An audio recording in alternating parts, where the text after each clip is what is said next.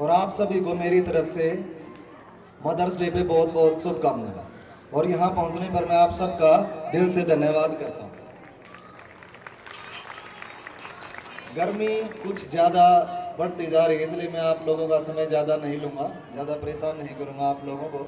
अभी पीछे जैसे एक कंपटीशन होता है, आप सबको पता होगा, मिस वर्ल्ड कंपटीशन होता है दुनिया में। मतलब सबसे सुंदर महिला को वो कंपटीशन, मतलब पूरी दुनिया से सभी महिलाएं उसमें पार्टिसिपेट करती हैं और सबसे सुंदर महिला को उसमें विनर माना जाता है और उसको मिस वर्ल्ड का मेडल दिया जाता है। तो लास्ट 2-3 साल पहले की बात है, जो मिस वर्ल्ड है वो हमारे इंडिया से थे। और उनके मिस वर्ल्ड बनने का जो रीजन था ना, क्योंकि देखो उसमें जो पार्टिसिपेट करते हैं सभी सुंदर होते हैं, लेकिन वहाँ जो उसका रीजन था जिस वजह से उनको मिस वर्ल्ड का अवार्ड दिया गया, मैं वो बताना चाहता हूँ। वो एक लाइन उस ही, मतलब उसमें सब कुछ आ जाता है, मदर्स डे में सारी चीज़ें उसमें आ जाती हैं दुनिया की। उसमें क्या होता है कंपटीशन में, हर एक पार्टिसिपेंट से क्वेश्चन पूछा जाता है और उस क्वेश्चन का जो वो आंसर देते हैं उसके आधार पर उन्हें नंबर दिए जाते हैं और अलग अलग इवेंट के नंबर को जोड़ के फिर उसमें से एक पार्टिसिपेंट को विनर माना जाता है। तो जो मिस वर्ल्ड थी उनका नाम था मानुषी छिल्लर, हरियाणा से ही है वो। और उनसे जो प्रश्न पूछा गया, जिस पर्सन ने उन्हें मिस वर्ल्ड बना दिया, उनका प्रश्न था कि दुनिया में सबसे ज्यादा सैलरी किसको मिलनी चाहिए। उनसे जो प्रश्न पूछा गया था वो प्रश्न था कि दुनिया में सबसे ज्यादा सैलरी किसको मिलनी चाहिए। अगर आपका बस चले तो आप दुनिया में सबसे ज्यादा सैलरी किसको दो। तो उसका उत्तर था कि दुनिया में सबसे ज्यादा सैलरी एक माँ को मिलनी चाहिए।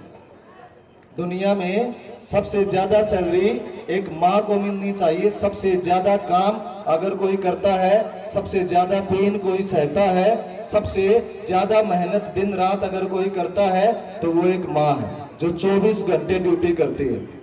24 घंटे जिसकी ड्यूटी चलती है, कभी ड्यूटी से ऑफ ही नहीं होता। तो एक सबसे ज्यादा सैलरी एक माँ को मिलनी चाहिए और इस आंसर के लिए उन्हें मिस वर्ल्ड बनाया गया। सबसे ज्यादा मार्क्स जो उनको मिले थे, जब पूरा एनालिसिस होता है कंपटीशन का, तो जहां पर उन्होंने सबसे ज्यादा मार्क्स लिए और जिसकी वजह से वो विनर रहे, वो इस क्वेश्चन का आंसर था जो उन्होंने दिया।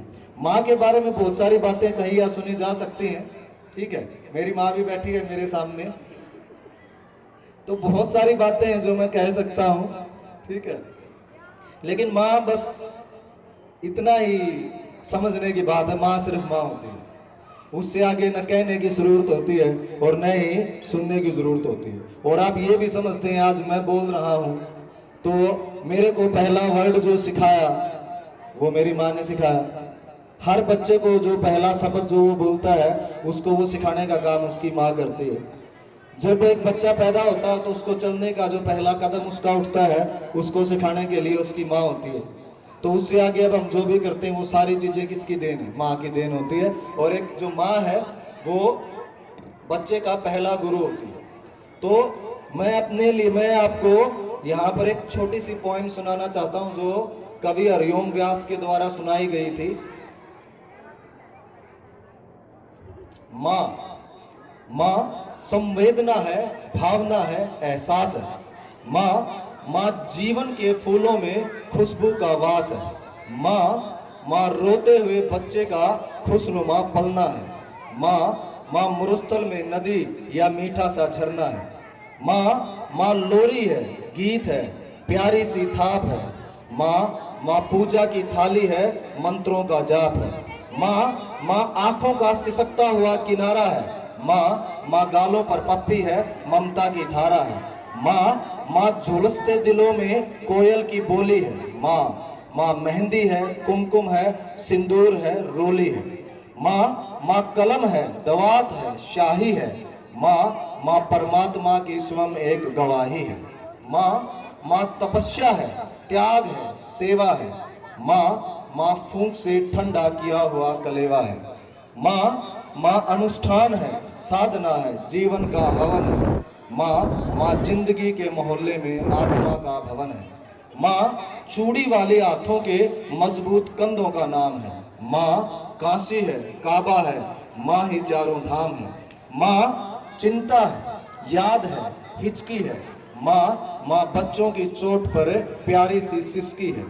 माँ चूल्हा, धुआं, रोटी और हाथों का छाला है।